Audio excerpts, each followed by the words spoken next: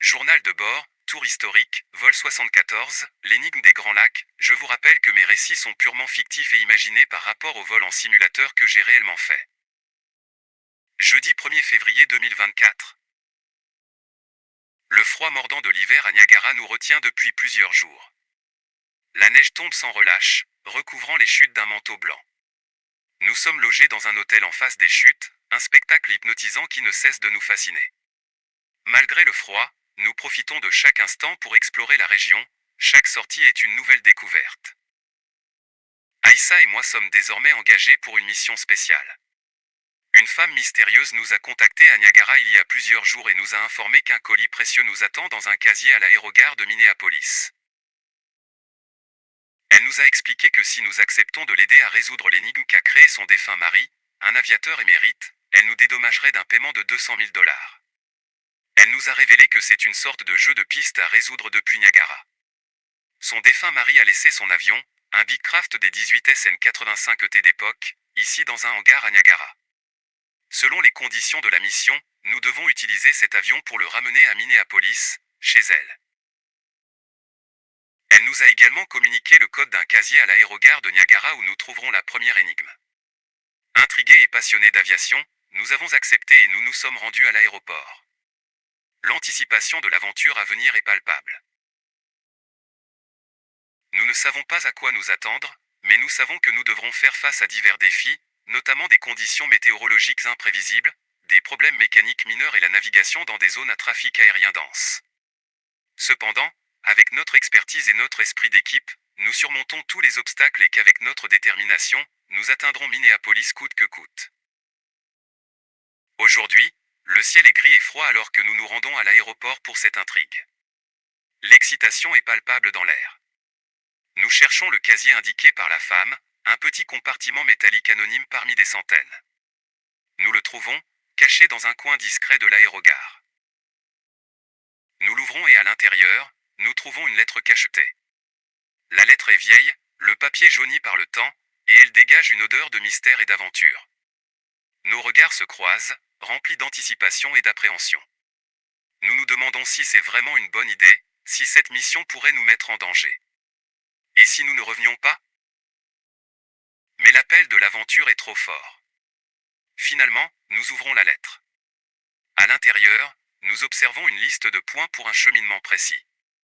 Chaque étape de notre voyage est décrite comme une série d'instructions de vol. Les instructions sont précises, écrites d'une main ferme. Elles tracent un chemin à travers le ciel, un chemin que nous sommes sur le point de suivre. Vous décollez de l'aéroport international de Niagara Falls, KIAG, prenez la route 265 degrés pendant 11,4 km et volez pendant 2 minutes pour atteindre le point de cheminement WP1. Ensuite, virez au 181 degrés et volez pendant 9 km pendant 2 minutes pour atteindre l'aéroport Niagara South, CNF9.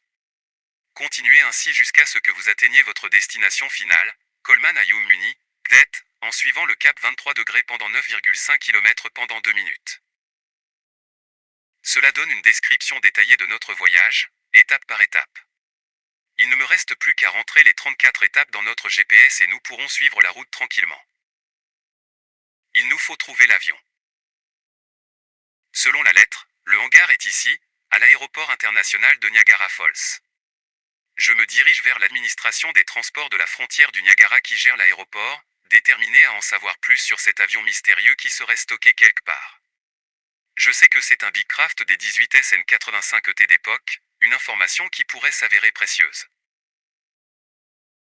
En entrant dans le bureau de l'administration, je suis accueilli par une atmosphère de professionnalisme et d'efficacité. Des employés affairés passent devant moi, portant des piles de documents et parlant dans leur téléphone. Je m'approche du comptoir d'accueil et explique ma situation à la réceptionniste. Elle semble surprise, mais après quelques instants de réflexion, elle me dirige vers une salle d'archives où sont conservées toutes les informations sur les avions stockés à l'aéroport. Je remercie la réceptionniste et me dirige vers la salle d'archives. La salle est remplie de rangées de classeurs, chacun contenant des fiches détaillées sur les différents avions stockés à l'aéroport. Je commence à chercher le Beechcraft des 18 SN85ET. Les minutes se transforment en heures alors que je parcours les fiches, mais je reste déterminé. Finalement, Après ce qui semble être une éternité, je trouve la fiche que je cherche. L'avion est stocké dans le hangar 7, un hangar situé à l'extrémité ouest de l'aéroport. Un sentiment de soulagement et d'excitation m'envahit alors que je réalise que je suis un pas de plus vers la résolution de cette énigme. Je suis impatient de lire le nom du propriétaire sur la fiche, mais hélas, il n'y a pas de nom. À la place, il y a le nom d'une société anonyme, Aéromystère ENC. Cela ajoute une autre couche de mystère à notre aventure. Qui est cette société? Quel est leur lien avec l'avion et l'énigme? À présent, comment sortir l'avion sans risque avec les autorités? Je me trouve devant l'administration des transports de la frontière du Niagara, tenant dans ma main une fiche vieillie dont les caractères dorés scintillent à la lumière. Je suis ici pour obtenir l'accès à un avion qui, selon les rumeurs, n'a pas bougé de son hangar depuis des années. Je présente la fiche à un responsable, lui expliquant notre mission spéciale.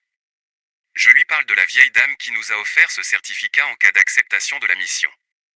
Il est d'abord sceptique, mais la lueur dorée de la fiche semble piquer sa curiosité. Après quelques instants de réflexion, il nous accorde une autorisation pour accéder au hangar 7 et prendre possession de l'avion. En contrepartie, nous signons une décharge de responsabilité pour le transfert de l'avion vers Minneapolis à partir du moment où l'avion quitte le sol de Niagara. Avec l'autorisation en main, nous nous dirigeons vers le hangar 7. En ouvrant les portes, nous sommes accueillis par la vue d'un Bicraft des 18 SN85ET d'époque. Je lève la fiche devant moi en direction de l'avion. Une poussière d'étoiles semble quitter la fiche et virevolter autour de l'avion, ajoutant une touche de mystère à la scène. C'est comme si l'avion était enveloppé d'une aura spéciale, prêt à nous emmener dans une aventure inoubliable. Il devient étonnamment propre et brillant, comme s'il avait été choyé et entretenu malgré les années d'inactivité. Les caractères de la fiche sont devenus ternes et noirs, signe que la magie s'est opérée. Nous inspectons l'avion, vérifiant chaque détail avant de monter à bord. Nous le poussons hors du hangar en espérant pouvoir le démarrer. Aïssa et moi montons à bord, contrôlant tous nos gestes avec délicatesse de peur que la magie ne disparaisse malencontreusement.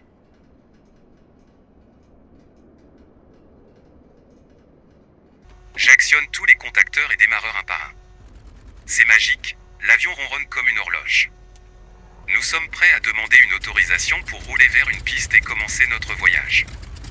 L'énigme des Grands Lacs n'est plus qu'à un pas de sa résolution.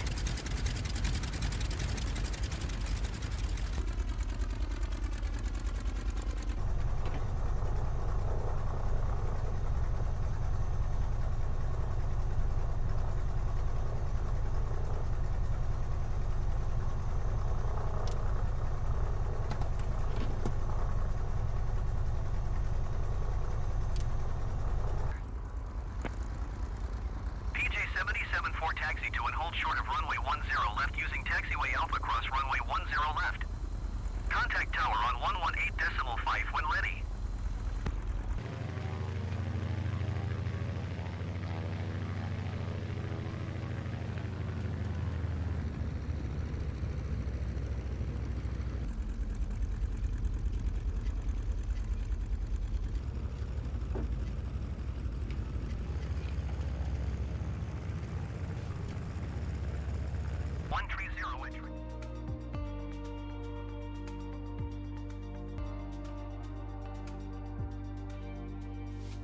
Aïssa, ma copilote dévouée, déplie la lettre et lit à voix haute la première étape de notre voyage. Sa voix résonne dans le cockpit, ajoutant une note d'excitation à notre aventure aérienne.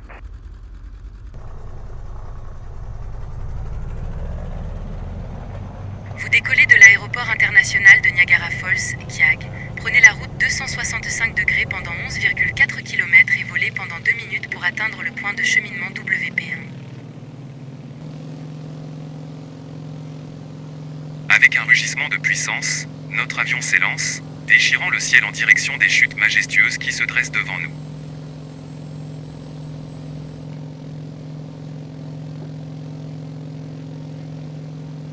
PJ-77-4 contact Buffalo departure on 126.5. Good day. Going to 126.5 PJ-77-4. Buffalo departure PJ-77-4 is at 1,100 feet, climbing 4,000 feet. PJ-77-4 Buffalo, departure QNH 30.01 continue. PJ-77-4 climb and maintain 6,000 feet. Climb and maintain 6,000 feet PJ 77-4.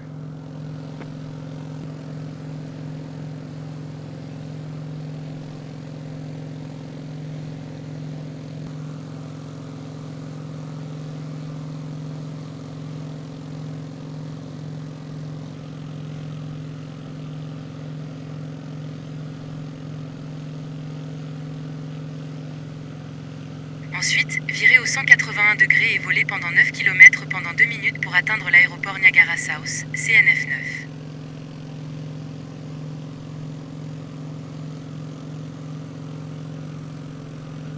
PJ-77-4, please expedite your climb 6,000 feet.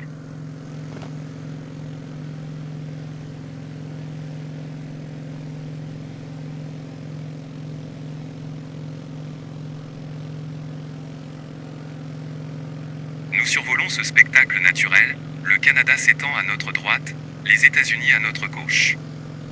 Notre itinéraire, soigneusement tracé par la lettre, nous maintient fermement sur le sol américain. Continuez sur la route 199 degrés pendant 18,2 km pendant 4 minutes pour atteindre le point de cheminement WP2. Notre deuxième point de repère, le waypoint 2, là-bas au bout de la pointe se dresse le phare d'Abino, un gardien solitaire sur la pointe de la Terre. Changez de cap pour 62 degrés et volez pendant 14,4 km pendant 3 minutes pour atteindre l'aéroport Fort-Erie, CNJ 3.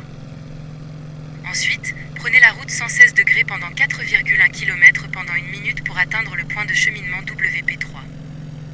Le waypoint 3, WP3, nous mène au Peace Bridge à Buffalo, un symbole d'amitié et de coopération entre les États-Unis et le Canada. Alors que notre avion survole le Peace Bridge, nous pouvons voir les voitures qui traversent le pont, les petites fourmis métalliques qui se déplacent d'un pays à l'autre. C'est un rappel de la façon dont les frontières peuvent être traversées et de la paix qui peut être atteinte lorsque deux nations travaillent ensemble. Continuez sur la route 155 degrés pendant 3,9 km pendant 1 minute pour atteindre le point de cheminement WP4. Ensuite, prenez la route 168 degrés pendant 10,5 km pendant 2 minutes pour atteindre le point de cheminement WP5. Alors que nous survolons Buffalo, la ville s'étend en dessous de nous comme un patchwork urbain. Buffalo, connu pour son architecture historique et sa scène artistique florissante, est un joyau de l'État de New York. De notre point de vue aérien, nous pouvons voir les points saillants de la ville, et la rivière Niagara qui commence à partir du dernier pont croisé pour son chemin vers les chutes puis vers le lac Ontario. Changez de cap pour 225 degrés et volez pendant 12,2 km pendant 2 minutes pour atteindre l'aéroport Hamburg-INC, 4G2. En virant vers Blasdell, une nouvelle scène se dévoile sous nos yeux. Le port et la gare de chemin de fer bordent le lac, créant une image pittoresque de l'industrie et de la nature coexistant en harmonie. Le port est un balai de mouvements constants, avec des navires qui vont et viennent, transportant des marchandises d'un endroit à un autre. La gare de chemin de fer, avec ses rails qui s'étendent à l'infini, est un rappel de l'ère industrielle, une époque où les trains étaient le principal moyen de transport de marchandises. Continuez sur la route 242 degrés pendant 37 km pendant 7 minutes pour atteindre l'aéroport comté de Chotoka, Dunkerque, KDKK. L'aéroport de Hamburg, avec ses pistes bien entretenues et son trafic aérien constant, est un point de repère familier pour les pilotes de la région. Les autoroutes 90 et US 20, avec leur flux constant de véhicules, dessinent des lignes parallèles à travers le paysage, guidant notre chemin à travers le ciel. Alors que nous survolons l'aéroport, nous ajustons nos instruments et préparons notre avion pour le changement de cap. C'est un moment de concentration intense, où chaque décision compte.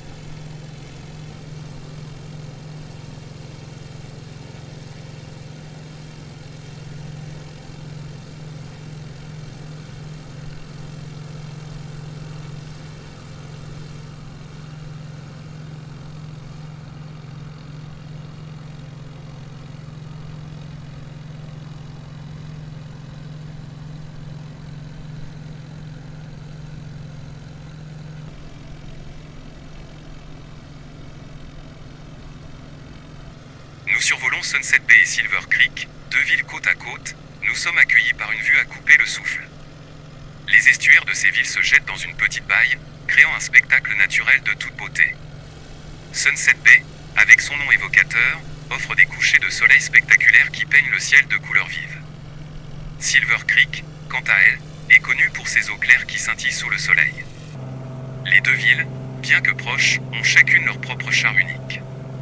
Leur proximité avec l'eau offre une abondance de paysages marins, des plages de sable fin aux vagues qui se brisent sur la côte.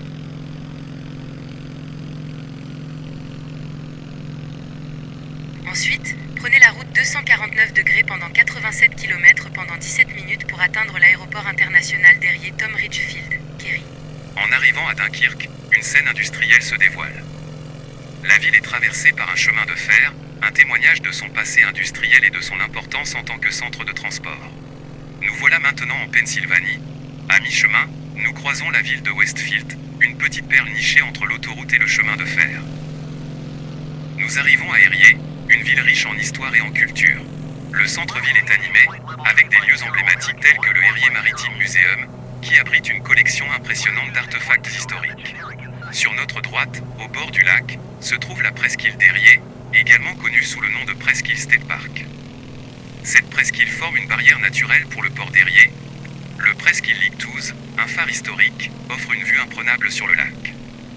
Un autre phare notable est le Erie Land Lighthouse.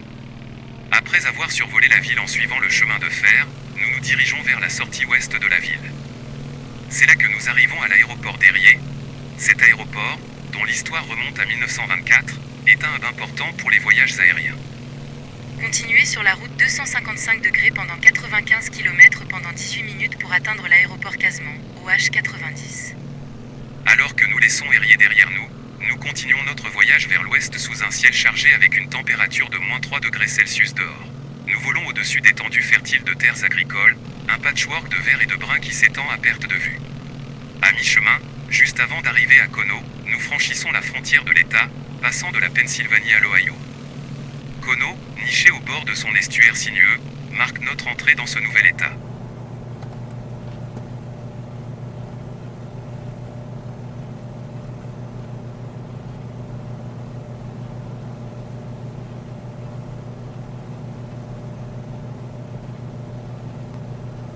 Plus loin, nous survolons Ashtabula.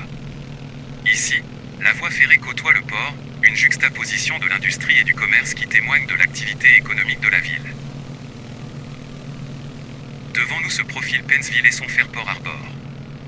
Le port est un balai de mouvement, avec des navires qui entrent et sortent, transportant des marchandises vers des destinations lointaines. Changez de cap pour 258 degrés et volez pendant 15,3 km pendant 3 minutes pour atteindre l'aéroport municipal Willoughby Lost Nation, KLNN. Notre voyage continue à travers l'Ohio, nous survolons rapidement la région de Mentor, une charmante ville connue pour ses parcs pittoresques et ses quartiers résidentiels paisibles. Ensuite, prenez la route 220 degrés pendant 15,6 km pendant 3 minutes pour atteindre l'aéroport compté de Cuyahoga, KCGF. Puis vient Richmond Heights, une autre banlieue tranquille. Continuez sur la route 261 degrés pendant 17,1 km pendant 3 minutes pour atteindre l'aéroport Burke-Lakefront, KBKL. Au fur et à mesure que nous nous approchons de Cleveland, l'urbanisation devient plus dense, mais le ciel se couvre progressivement. Changez de cap pour 238 degrés et volez pendant 18,7 km pendant 4 minutes pour atteindre l'aéroport international de Cleveland Hopkins, KCLE. Nous longeons la côte, passant par le Cleveland Harbor avec son aéroport. Les avions décollent et atterrissent, ajoutant à l'effervescence de la ville. Les nuages s'accumulent, créant une couverture épaisse qui obscurcit le paysage en dessous. À hauteur de la ville, la visibilité est réduite à presque rien. Les contours des bâtiments se perdent dans la brume, et nous ne distinguons plus que les silhouettes floues des gratte-ciel. PJ774. Request clearance to transition Bravo airspace. Cleared through the Bravo airspace. Nous survolons la rivière, un ruban sombre qui serpente à travers la ville, et passons au-dessus de vastes quartiers résidentiels et commerciaux.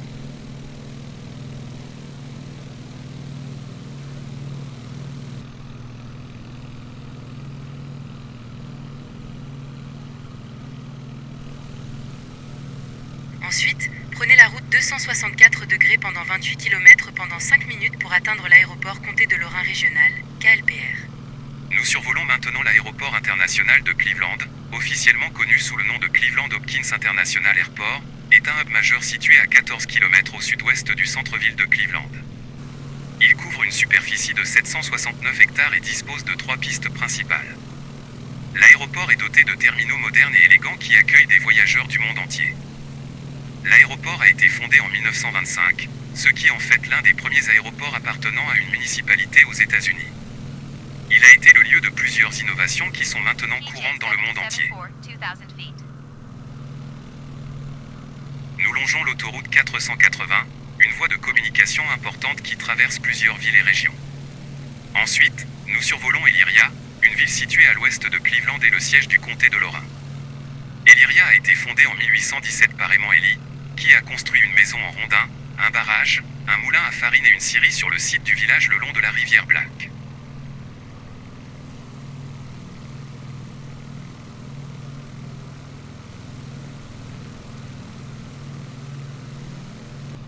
Continuez sur la route 292 degrés pendant 41 km pendant 8 minutes pour atteindre l'aéroport Griffin-Sandusky, KSKY.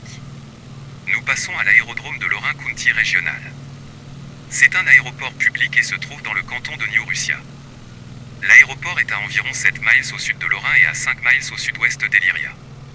Comme le dit si bien Aïssa, nous changeons de cap et prenons la direction du bord du lac.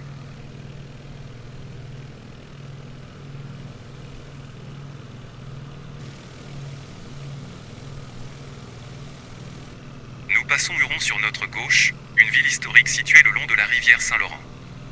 Les Hurons, peuple autochtone d'origine iroquoienne, étaient établis dans cette région bien avant l'arrivée des Européens. Sur la pointe de la digue, se dresse fièrement le phare de Huron Harbor.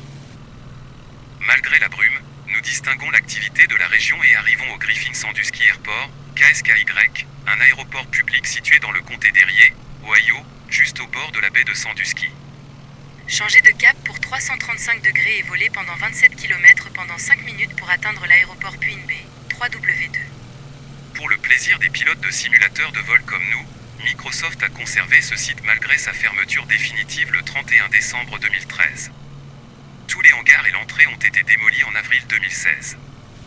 À la place de l'aéroport, un parc sportif appelé Cedar Point Sport Center a ouvert au printemps 2017.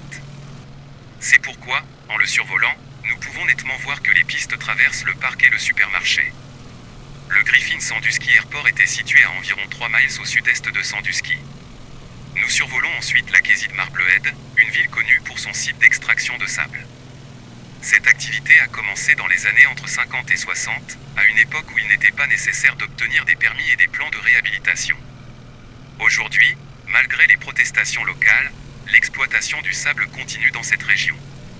Ensuite, prenez la route 202 degrés pendant 13,8 km pendant 3 minutes pour atteindre l'aéroport Keller, KPCW. Nous faisons un détour devant les îles Kelly Island et South Bass Island. Kelly Island est la plus grande des îles du lac Erie et fait partie de Queen Bay Township. South Bass Island est la plus méridionale des 3 îles basses et est située à 3 miles de la rive sud du lac Erie. Nous amorçons un grand virage de demi-tour pour rejoindre la côte à Catawba Island. Catawba Island est une zone de loisirs publics située sur le lac Erie, à 6 miles au nord-est de Port Clinton, dans l'Ohio. Elle est populaire pour la navigation de plaisance, la pêche et le pique-nique.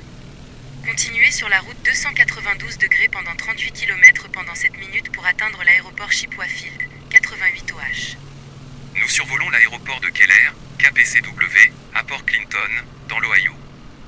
Cette ville est située à l'embouchure de la rivière Portage sur le lac Erie et est le siège du comté d'Ottawa. Connue comme la capitale mondiale du doré, elle abrite des eaux de pêche prolifiques pour cette espèce. Le port de Sandusky est un point d'expédition majeur pour diverses marchandises. Port Clinton a connu une croissance démographique modeste depuis le 19e siècle, mais a vu une augmentation significative de sa population au 20e siècle, en particulier avec le développement du tourisme dans la région de Vacationland. La ville s'engage également dans la revitalisation de son centre-ville historique pour en faire un pôle dynamique d'activités commerciales, de divertissement et culturel. Chippewa Field, 88 OH, est un aérodrome privé situé à Williston, dans l'Ohio, environ à 1 mile au sud-est de la ville. Cependant, la piste est désormais fermée indéfiniment. Il devait autrefois être un point d'intérêt crucial lors des vols effectués par le propriétaire de notre avion. Changez de cap pour 299 degrés et volez pendant 17,8 km pendant 3 minutes pour atteindre le point de cheminement WPC.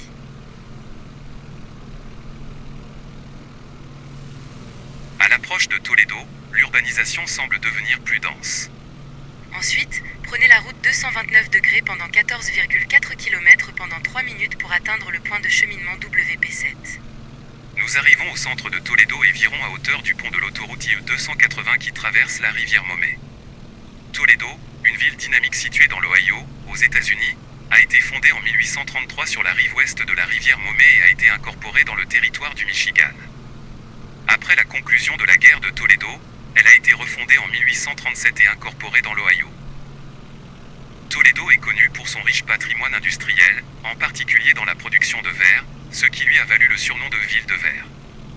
En plus de sa réputation en tant que destination de pêche, Toledo joue un rôle important en tant que point d'expédition pour divers produits, notamment le charbon, le sable, le gypse et le poisson. La ville a connu une croissance démographique modeste tout au long du XIXe siècle, avec une population de 1600 en 1880 et 2049 résidents en 1890.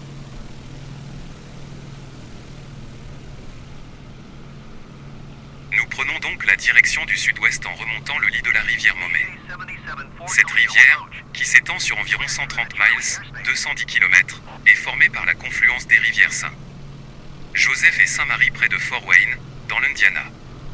Elle coule ensuite vers le nord-est dans l'Ohio, passant par Defiance, jusqu'à Toledo, où elle se jette dans le lac Erie par la baie de Maumee. Continuez sur la route 287 degrés pendant 14,9 km pendant 3 minutes pour atteindre l'aéroport Toledo Express, CTOL. PJ 77-4, contact Toledo, approach on 123.975. Good day. Nous virons à droite après la réserve naturelle des îlots du Bon et nous survolons The Anderson Fabrication Shop, une manufacture à Maumee, Ohio, spécialisée dans la fabrication, le nettoyage et la peinture de systèmes de manutention de matériaux, de composants de wagons de chemin de fer et de fabrication personnalisée depuis plus de 50 ans. Changez de cap pour 44 degrés et volez pendant 21 km pendant 4 minutes pour atteindre l'aéroport Toledo suburban, PTU. Toledo Express Airport, TOL, officiellement connu sous le nom de Eugene F. Kranz Toledo Express Airport, est un aéroport civil militaire situé à 10 miles à l'ouest de Toledo, dans l'Ohio. Il sert également de siège et de hub de fret terrestre pour BX Solutions.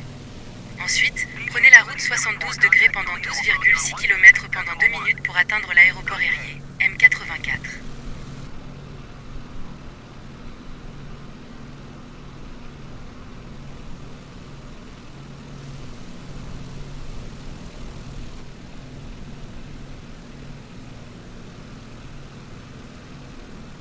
Continuez sur la route 44 degrés pendant 29 km pendant 5 minutes pour atteindre l'aéroport Newport Woods, 9002.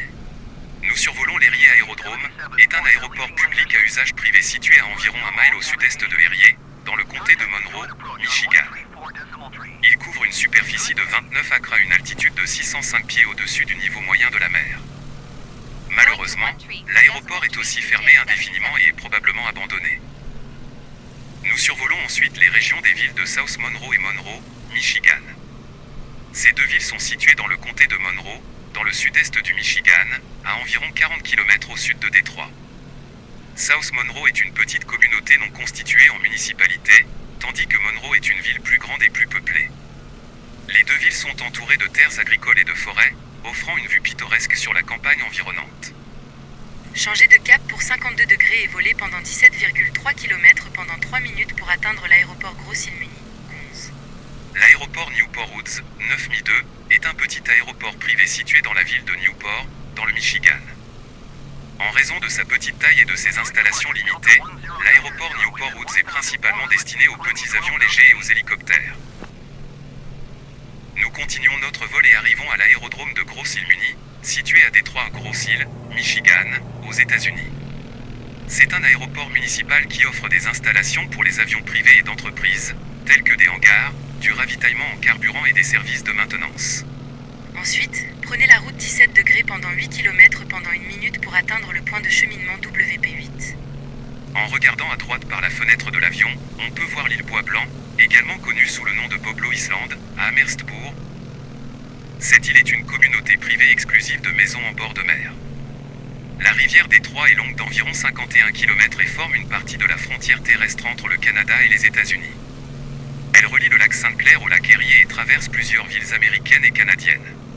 Continuez sur la route 293 degrés pendant 17,8 km pendant 3 minutes pour atteindre l'aéroport métropolitain de Détroit, KDTW. Nous remontons vers le nord en suivant la côte de Grosse Île, Michigan, jusqu'à atteindre le Grosse Île Toll Bridge. Ensuite, nous tournons à gauche vers l'ouest et nous nous dirigeons vers l'aéroport métropolitain de Détroit, situé à environ 18 km de là.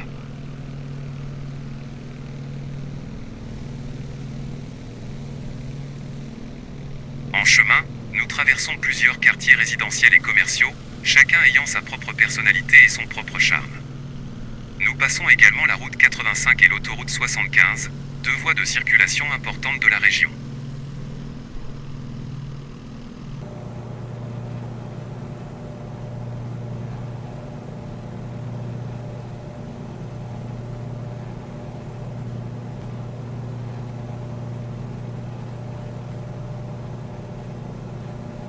Changez de cap pour 53 degrés et volez pendant 15,4 km pendant 3 minutes pour atteindre le point de cheminement WP9. L'aéroport métropolitain de Détroit est un aéroport international majeur qui dessert la région de Détroit et ses environs. Il est situé à Romulus, dans le Michigan, et est l'un des aéroports les plus fréquentés des États-Unis. L'aéroport offre des vols vers des destinations nationales et internationales, ainsi que des installations modernes pour répondre aux besoins des voyageurs.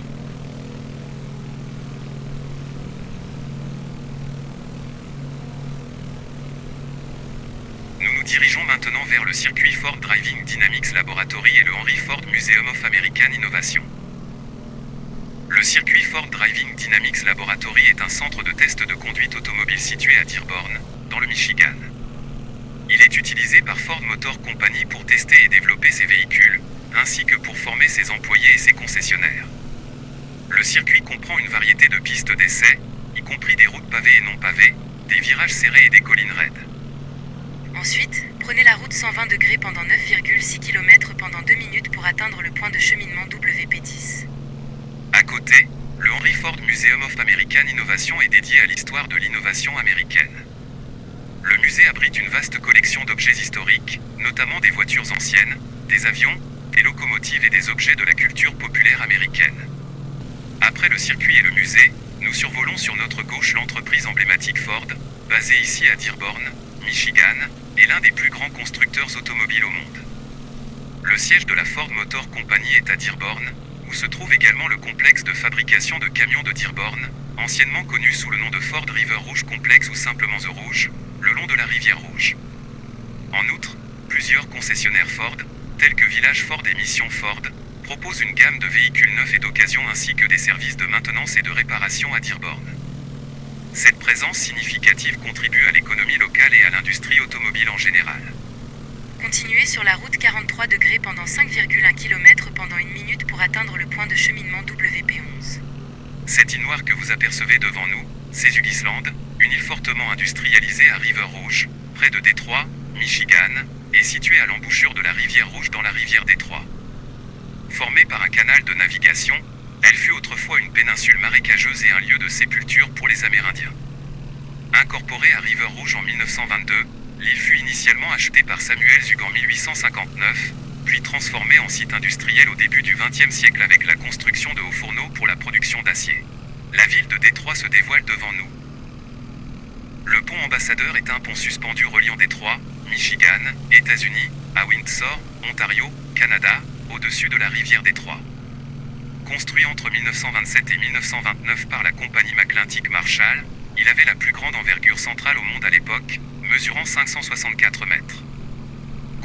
Détroit, situé dans l'État du Michigan, aux États-Unis, sur la rive nord de la rivière Détroit, relie le lac Erie au lac Huron, son nom provenant du mot français « Détroit », en référence au passage aquatique naturel entre les lacs Sainte-Claire et Erie.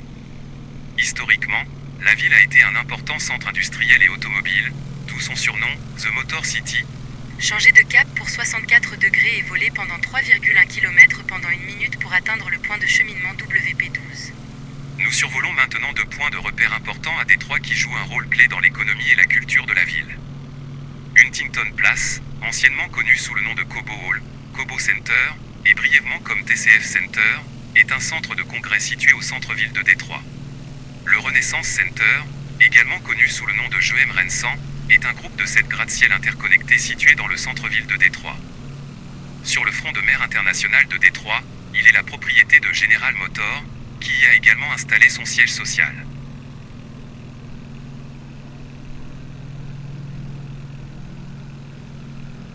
Enfin, prenez la route 23 degrés pendant 9,5 km pendant 2 minutes pour atterrir à Coleman à Youngmun.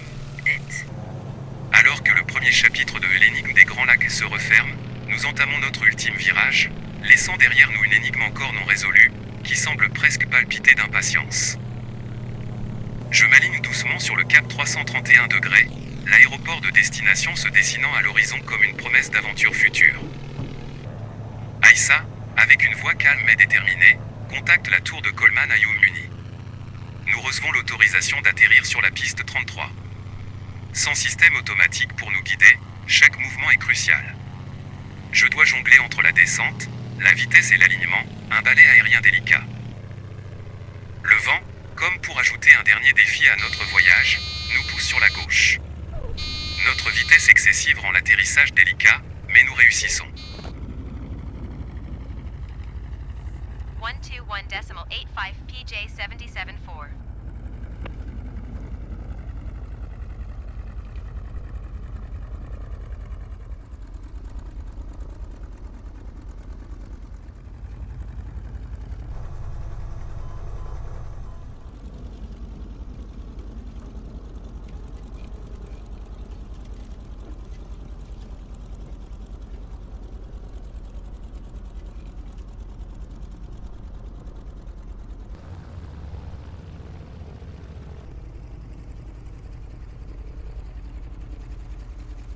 Nous rejoignons notre aire de stationnement, prêt pour un ravitaillement complet. Mais alors que nous touchons le sol, une question persiste, telle une ombre dans nos esprits, comment allons-nous déchiffrer la prochaine énigme? Le mystère reste entier, et l'aventure ne fait que commencer à Détroit. Nous espérons que vous avez apprécié ce voyage virtuel l'énigme des Grands Lacs, première partie et que vous nous retrouverez prochainement. N'hésitez pas à liker mes vidéos. À bientôt dans nos prochaines aventures, bien à vous, l'équipage du vol 74.